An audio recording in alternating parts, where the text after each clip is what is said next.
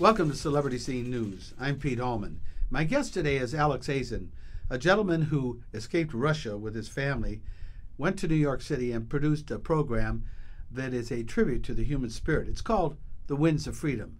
Alex, welcome to the show. Thank you, Pete. So, tell us a little bit about Russia. Well, I was born in a third-generation Navy family.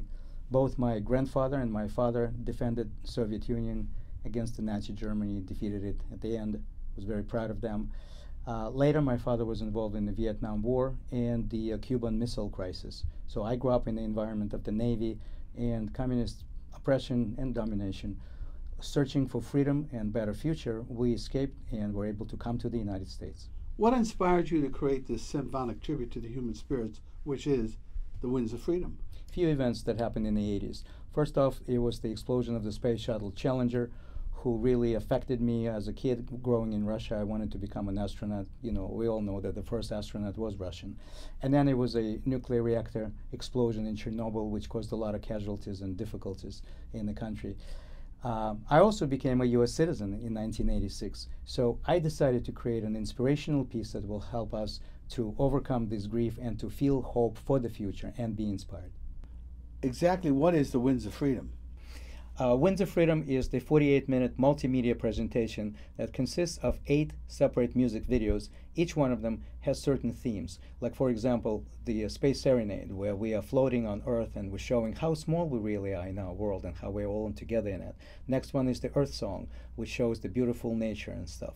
Then there is the Revolutions, showing how the human spirit rises up against oppression. And then there's even the theme of the war, which we do not want to see, which is verbalized by President Kennedy.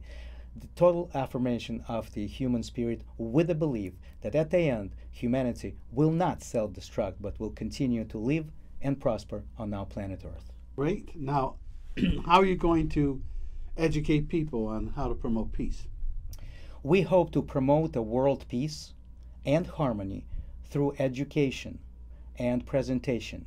Because today the education is very important for the younger generation that have not experienced perhaps the wars of the past. We need to learn from the past so we do not repeat the mistakes of the past in our time. Through showing Winds of Freedom in the US, in Europe, in China, in Russia, worldwide, helping people to come together in the quest for peace. And also to provide a platform for people for the dialogue. As Dalai Lama said, the 21st century is the century of the dialogue. We've got to get all countries involved in more dialogue and less conflicts. And of course, we would like to assist and help women and children in the conflict zones. I think we should take a look at the video. Thank you for talking with us. Thank you, Peter.